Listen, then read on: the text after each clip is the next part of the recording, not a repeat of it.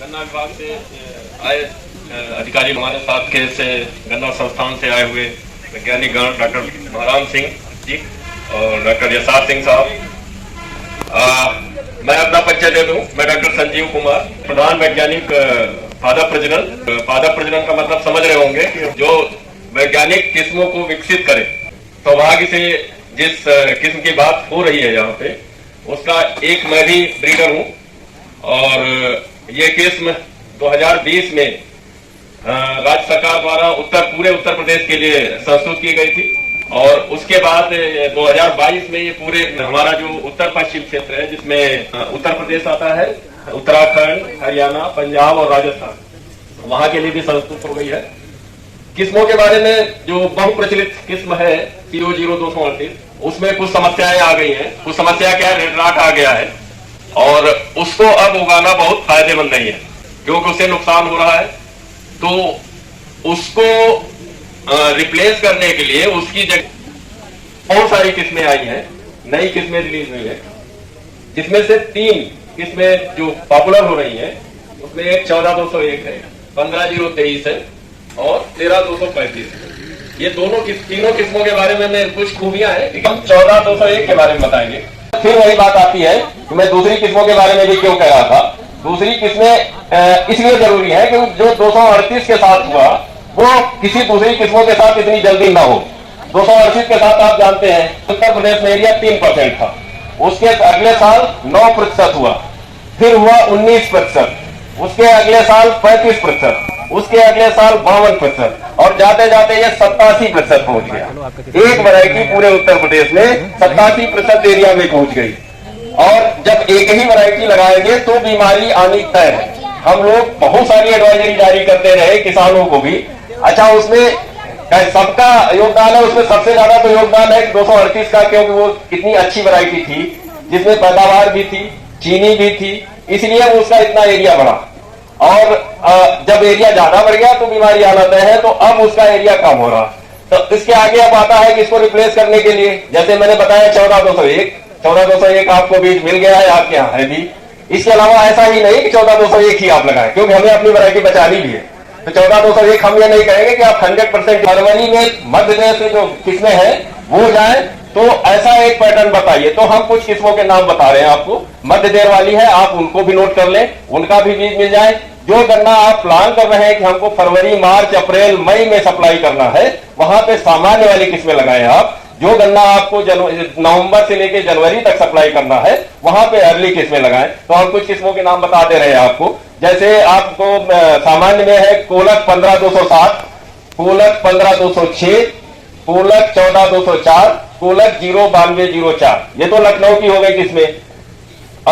शाहजहांपुर से जो 2 किस्में हैं जो रिलीज हुई, अपना जो गन्ना शोध केंद्र शाहजहांपुर में है, वो सामान्य में COS 16233 जो अभी जुलाई में लास्ट ईयर रिलीज हुई थी, और COS 14233। तो ये दोनों जो 5-6 किस्में मैंने बताई, ये सामान्य किस्में हैं। इनको आप जो गन्ना आप फरवरी, मार्च, अप्रैल में सप्लाई करना चाहते हैं उसके लिए लगा लें। बाकी के लिए अगेती किस्म लगाएं। रेशियो लगभग 50-50% रखें। 50% अगेती किस्म लगाएं, 50% मध्य देव किस्म लगाएं।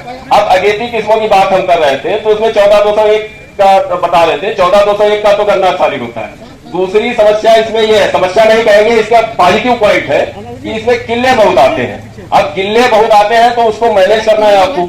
मैनेज करने के लिए क्या करेंगे, इसलिए आटम प्लांटिंग अगर करते हैं तो 14201 को आपको किलर मैनेज करने पड़ेंगे, नहीं तो बहुत ज्यादा इसका किलर हो जाता है, किले बहुत ज्यादा हो जाते हैं, तो बहुत ज्यादा गन्ने बनते हैं, जिससे उसकी मोटाई कम हो जाती है। और गन्ने की मोटाई जानते हो कम हो जाएगी तो वजन कम हो जाएगा, फिर आपकी पैदावार कम हो जाएगी। ठीक है, तो आटम में प्लांटिंग करने वाले के लिए आप जो है किलर जब मैनेज करना है, तो उसके लिए किलर कैसे मैनेज करते हैं, किले कैसे मैनेज करते हैं, उसके लिए आपको मिट्टी चढ़ाना है और मिट्टी सही समय पे चढ़ाना है। जब आपके किले निकल रहे हैं, क्यों किले को कम करती है मिट्टी चढ़ाना, तो वो आपका मई के महीने में आप मिट्टी चढ़ा दें या जून के शुरुआत में मिट्टी चढ़ा दें, तो आपको किले उसमें रुक जाएंगे, कम हो जाएंगे। और आपको एक पौधे में ये मान के चलिए कि 1 हेक्टेयर में अगर 30,000 पौधे हैं और उसमें अगर 5 या 6 गन्ने भी बन गए और 5-6 गन्ने बन गए, तो 1 हेक्टेयर में कितने पौधे हो गए, लगभग 1.5 लाख, और एक गन्ने का वजन अगर 1.5 किलो भी है, 2 किलो भी है, तो आप सोच लीजिए कितनी पैदावार, लगभग 1700 कुंटल 2000 कुंटल एक हेक्टेयर में हुए। तो किलो के पीछे मत भागिए, कितना हेल्दी गन्ना बनता है वैरायटी में, उसका प्लान करिए। दूसरी किस्म आती है, तो थोड़ा थोड़ा मैं बता दूं, 13,235 शाहजहांपुर की किस्म है, वो भी ठीक है, लेकिन उसका आगोला थोड़ा भारी होता है, तो लाजिंग की प्रॉब्लम होती है, वो उसी हिसाब से अपना प्लान करें। और 15,023 का जो थोड़ा सा जियोमेट्री अगर प्लांटिंग का सही से मैनेज कर ले, उसकी प्लांटिंग जो करा रहे हैं, तो उसकी जो गन्ना बांधते हैं, बांधने में उसका बहुत झुकाव ना हो, झुक जाता है तो वो स्प्राउटिंग उसमें हो जाती है।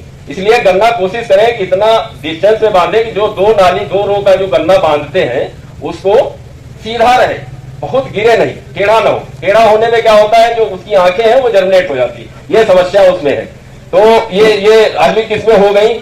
और रही बात बीज की, अच्छा हाँ, बीज में भी थोड़ा सा बात कर लेते हैं। आपके लखीमपुर में बहुत सारा किस्में लोग पंजाब से ले आए हैं, कुछ तमिलनाडु से ले आए हैं, और कुछ बिजनेस कर रहे हैं लोग, और अलग अलग तरीके से प्रचार प्रसार करके उसका प्रचार कर रहे हैं। और जो गलत है, पता नहीं किस किस नंबर से वैरायटी प्रचार कर रहे हैं, जो कभी संस्कृत नहीं हुई, या तो केंद्र सरकार से या उत्तर प्रदेश सरकार से उनकी संस्कृति नहीं की गई है उत्तर प्रदेश में उगाने के लिए, वो भी उसका बीज बेच रहे हैं। तो ऐसी चीजों से बचें। उत्तर प्रदेश सरकार से जो एक लिस्ट निकलती है उसमें संस्कृत किस्में हैं, जब भी आप कहीं से बीज लें तो लिस्ट में चेक कर लें कि वो हमारी संस्कृत किस्म है कि नहीं है। अगर दूसरी कोई किस्म लगाते हैं तो वो आपकी फिर जब चीनी मिल में जाएगी तो वो फिर रिजेक्टेड में लिस्ट जाएगा गन्ना, और उसमें चीनी मिल को भी नुकसान है, आपको भी नुकसान है। इसलिए इस जो किस्में संस्कृत नहीं है उनसे बचें, जो संस्कृत किस्में हैं उन्हीं को लगाएं आप। इसके अलावा बीज में कुछ और चीजें हैं। आजकल बहुत लोग बीज की बिजनेस करने का कर रहे हैं, तो उसके लिए हमारे शाहजहांपुर से जो स्टेट गवर्नमेंट का संस्था है, वहां पे कुछ किसानों ने रजिस्ट्रेशन करा रखा है। अगर आपको बीज लेना है किसी भी नई किस्म का, तो उन रजिस्टर्ड किसानों से ही लें, क्योंकि उन पे कंट्रोल है, उसमें आपकी बीज की शुद्धता आपको पता रहेगी, और उनपे वहां से आपको जो थोड़ा सा जो किस्मों पे जो गलत तरीके से बिजनेस हो रहा है उससे बचेंगे। तो जहां तक किसान से बीज ले रहे हैं आप, तो रजिस्टर्ड किसान से, जो पंजीकृत किसान है बीज उत्पादन के लिए, आप वहां से बीज उठाएं। इसके अलावा कोई अगर आपको कोई प्रश्न है तो आप पूछ सकते हैं। और आपने हमको बुलाया यहाँ पे, आपको सबको धन्यवाद।